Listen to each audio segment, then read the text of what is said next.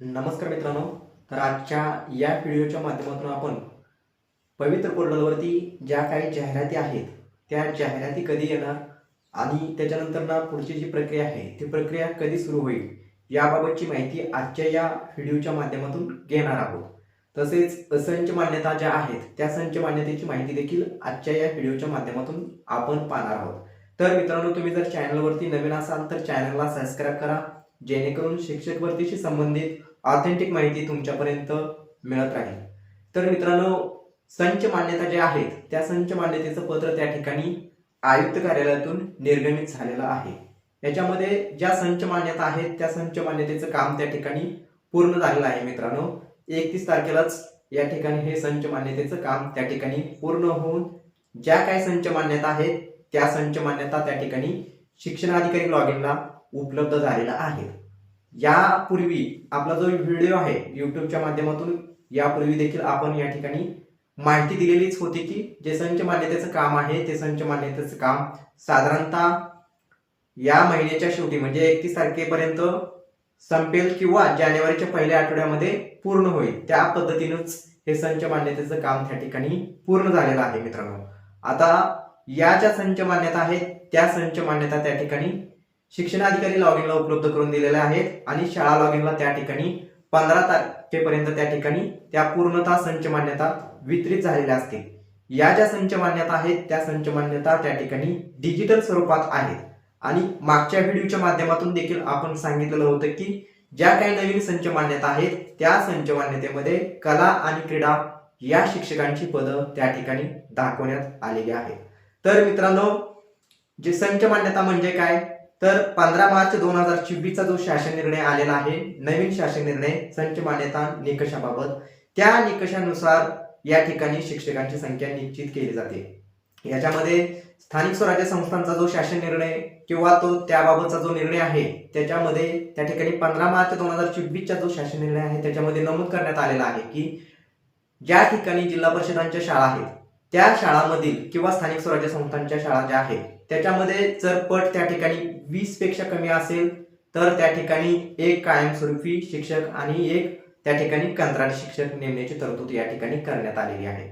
त्यानंतर ना ज्या काही शिक्षक संघटना असतील किंवा शिक्षक आमदार असतील यांनी जो विरोध केला होता त्या विरोधानंतर त्या परिपत्रकामध्ये सुधारणा करण्यात आलेली आहे. मित्रांनो, त्या ठिकाणी शासनाने एक पाऊल मागे घेत या ठिकाणी काय करण्यात आलेलं की 10 पटापेक्षा ज्या कमी शाळा आहेत त्या कमी शाळावरती या ठिकाणी एक कंत्राटी शिक्षक आणि एक कायमस्वरूपी शिक्षक असं त्या ठिकाणी ठरवण्यात आलेलं आहे. आता हे संच मान्यता म्हणजे काय असते, तर जो 15 मार्च 2024 चा जो शासन निर्णय आहे त्या शासन निर्णयानुसार 1ली ते 5वी 6वी 8वी 9वी 10वी आणि 11 12वी हा जो काही गट आहे त्यानुसार जी काही विद्यार्थी संख्या आहे त्या विद्यार्थी संख्येनुसार ठरवलेलं प्रमाण म्हणजे संच मान्यता.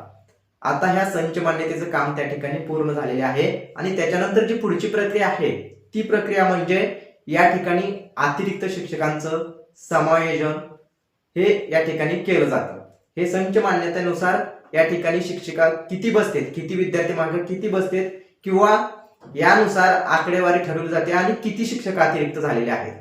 हा जो आकडेवारी आहे ह्या आकडेवारीनुसार राज्यातील अतिरिक्त आणि रिक्त प्रमाण हे संच मान्यतेनुसार ठरवलं जातं. मित्रांनो, याच्यामध्ये आता ज्या नगरपालिका आणि महानगरपालिका यांच्या ज्या निवडणुका आहेत त्या निवडणुका आणि त्यानंतर ना जिल्हा परिषदांच्या सुद्धा निवडणुका या ठिकाणी होणार आहेत आणि या निवडणुकांच्या दरम्यान आचारसंहिता असल्या कारणाने हे जे संच मान्यतेचं अतिरिक्त शिक्षकांचं जे समायोजन आहे त्या ठिकाणी अतिरिक्त शिक्षकांचं समायोजन जे आहे ते समायोजन या आचारसंहिता संपल्यानंतरच त्या ठिकाणी पुढील कार्यवाही होईल.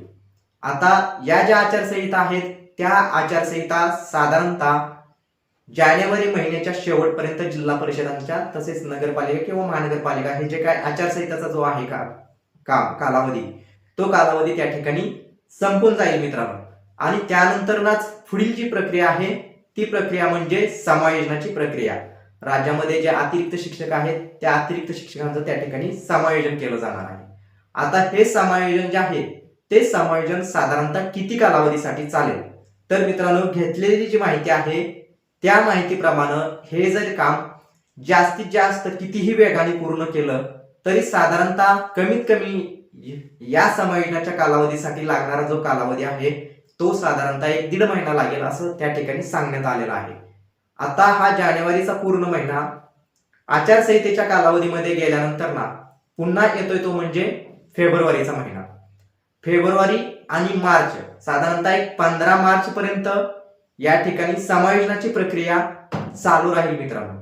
जर त्या ठिकाणी समायोजनाची प्रक्रिया जी आहे ती प्रक्रिया जास्तीत जास्त लवकर जरी केली तरी साधारणतः 15 मार्च पर्यंत चालू शकते. म्हणजे आपण जी घेतलेली माहिती आहे त्या माहितीनुसार जी समायोजनाची प्रक्रिया आहे ती प्रक्रिया अतिरिक्त शिक्षक जे झालेले आहेत राज्यामध्ये त्यांची 15 मार्च पर्यंत समायोजनाची प्रक्रिया चालू शकते. याच्यानंतर ना जर जास्त कालावधी लागला तर त्या ठिकाणी पकडून चालू की आपण 15 मार्च आणि त्याच्यामध्ये अजून एक 15 दिवस ऍड करू. याच्यामध्ये साधारणपणे मार्च महिना जो आहे तो मार्च महिना या ठिकाणी अतिरिक्त शिक्षक जे आहेत त्या अतिरिक्त शिक्षकांचं समायोजन करण्यासाठी त्या ठिकाणी जाऊ शकतोय किंवा लागू शकतोय. याच्यानंतर ना ही जे अतिरिक्त शिक्षक झाल्यानंतर ना त्या ठिकाणी आपल्याला जो राज्यामध्ये रिक्त पदांचा आकडा आहे तो आकडा त्या ठिकाणी समजेल. म्हणजे स्थानिक स्वराज्य संस्था असतील किंवा नगरपालिका, महानगरपालिका, खासगी अनुदानित याच्यामध्ये राज्यामध्ये जो रिक्त पदांचा आकडा आहे तो रिक्त पदांचा आकडा त्या ठिकाणी समोर येईल. आता हे झाल्यानंतर ना पुढची जी प्रक्रिया आहे ती प्रक्रिया म्हणजे त्या ठिकाणी रोस्टर तपासायचं तर आदेश दिलेलाच आहेत आणि रोस्टर जसं तपासून होईल त्या पद्धतीनुसार जाहिरातीची प्रक्रिया पुढील महिन्यात चालू होईल. म्हणजे साधारणतः एप्रिल किंवा मे या दोन्ही महिन्यामध्ये या जाहिराती पवित्र पोर्टलवरती जाहिराती येऊ शकतात मित्रांनो. त्याच्यामध्ये खासगी अनुदानित असेल, स्थानिक स्वराज्य संस्था असतील. जर याच्यामध्ये रोस्टरचं जे काम आहे तो रोस्टरचं काम या ठिकाणी वेगवान गतीनं जर पूर्ण झालं तर त्या ठिकाणी पवित्र पोर्टलवरती जाहिराती अपलोड होऊ शकतात. याच्यामध्ये स्थानिक स्वराज्य संस्थांचा एक महत्वाचा टप्पा म्हणजे बदली टप्पा आंतरजिल्हा बदलीचा असतोय आणि तो त्या ठिकाणी होणं देखील गरजेचं आहे. प्रत्येक भरती प्रक्रिया असते त्या भरती प्रक्रियेपूर्वी आंतरजिल्हा बदलीचा टप्पा हा होत असतोय आणि ही आंतरजिल्हा बदली जी आहे ती बदली या ठिकाणी शालेय शिक्षण विभाग राबवत नसून ग्रामविकास विभाग राबवतोय. आणि त्या ठिकाणी जर ग्रामविकास विभागानं हा जर निर्णय घेतला बदलीचा तर त्या ठिकाणी म्हणजे भरतीपूर्वी त्या ठिकाणी बदली प्रक्रिया होते मित्रांनो. आणि ही जी बदली प्रक्रिया आहे ती बदली प्रक्रिया झाल्यानंतरच त्या ठिकाणी आपल्या पवित्र पोर्टलवरती स्थानिक स्वराज्य संस्थांच्या जाहिराती उपलब्ध होतील. याच्यामध्ये बदली जे आहे त्या बदलीमुळे काय होतंय की जे रोस्टर आहेत किंवा ज्या जिल्ह्यामध्ये रिक्त जागा आहेत त्या बदलीमुळे चेंज होतात मित्रांनो. याच्यामध्ये जे रोस्टर फिरतायत किंवा ज्या रिक्त जागा फिरतायत त्याच्यामध्ये बदली झाल्यानंतर ना बऱ्याच प्रमाणात चेंजेस झालेले दिसतात. याच्यामध्ये आता सध्या जरी औरंगाबादला त्या ठिकाणी किंवा नागपूर, नाशिक अशा जरी जिल्ह्यामध्ये जागा तुम्हाला रिक्त दिसत असतील, उदाहरण दाखल देतोय मी, याच्यामध्ये जर तुम्हाला रिक्त जागा दिसत असतील तर त्यानंतर ना ज्या वेळेस बदली प्रक्रिया होते त्यावेळेस बदलीनंतर ना हे जे रिक्त पदांचं प्रमाण किंवा रोस्टर आहे ते पूर्णतः या ठिकाणी बदलतंय. याच्यामध्ये आणखी काही शासन निर्णय मित्रांनो या ठिकाणी निर्गमित होणार आहेत. याच्यामध्ये शक्यतो कला शिक्षकांचा देखील शासन निर्णय निघण्याची शक्यता आहे. निश्चितपणे नाही सांगता येणार परंतु निघण्याची शक्यता आहे कारण ते देखील पद त्या ठिकाणी दाखवण्यात आलेली आहे. याच्यामध्ये दुसरा महत्वाचा मुद्दा म्हणजे जो तुमचं वय आहे त्या वयाबाबतचं परिपत्रक देखील त्या ठिकाणी निघू शकते. म्हणजे ज्या विद्यार्थ्यांनी टेट एक्झाम दिलेली आहे त्यावेळेचं वय त्या ठिकाणी गृहीत धरलं जाऊ शकते. याच्यानंतर ना अजून एक शासन निर्णय त्या ठिकाणी निर्गमित होण्याची शक्यता आहे. तो म्हणजे तुमचं जे मुलाखत प्रमाण आहे ते मुलाखतीचं प्रमाण या ठिकाणी कमी करण्यात आलेलं आहे. आता 2022 ची जी भरती प्रक्रिया झालेली त्याच्यामध्ये एका जागेसाठी मुलाखतीसाठी त्या ठिकाणी 10 उमेदवार दिलेले जात होते. आता जी भरती आहे त्या भरतीमध्ये हे प्रमाण त्या ठिकाणी कमी करणं प्रस्तावित आहे आणि त्या ठिकाणी विचाराधीन आहे. शासनाच्या ही बाब या ठिकाणी विचाराधीन आहे आणि त्यानुसार हे मुलाखतीचं जे प्रमाण आहे ते प्रमाण एकाच या ठिकाणी केलं जाऊ शकतं. त्याच्यानंतर ना दुसरा एक शासन निर्णय त्या ठिकाणी येऊ शकतोय. त्याच्यामध्ये पसंतक्रम आहे त्या पसंतक्रमामध्ये चेंजेस होण्याची शक्यता आहे. हे जे शासन निर्णय आहेत ते एकत्रित स्वरूपात किंवा वेगळ्या स्वरूपात येतील. तर मित्रांनो जर माहिती आवडली असेल तर तुमच्या मित्रांपर्यंत शेअर करा आणि चॅनलला सबस्क्राईब करा, जेणेकरून ऑथेंटिक माहिती तुमच्यापर्यंत देण्याचा मी प्रयत्न या YouTube चॅनलच्या माध्यमातून करेन.